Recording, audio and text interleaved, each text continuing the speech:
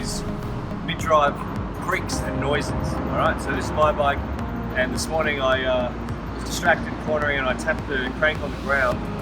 Basically, now got a creak in the bottom bracket. Now, bottom bracket mid-drive bikes are great for weight distribution.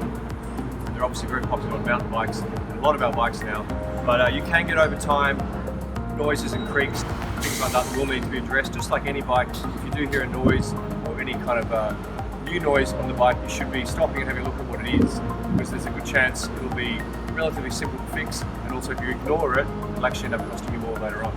So, nice expensive carbon bike, which does have its own properties with the frame. I'm going to ride around, see if you can hear this particular noise, which is very annoying.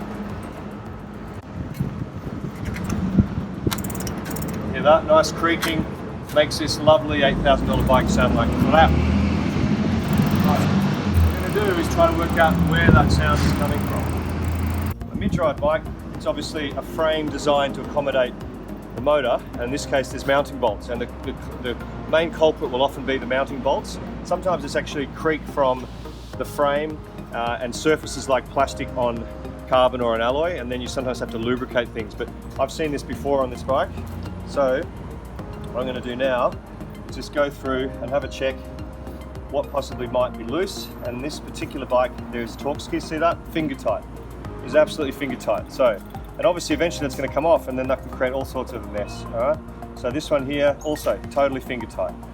So we're going to tighten these up, and they're the kind of things that over time, because there's a lot of power and pressure going through the motor, that things will need to be checked every now and again. All right. And there's one down here, also finger tight.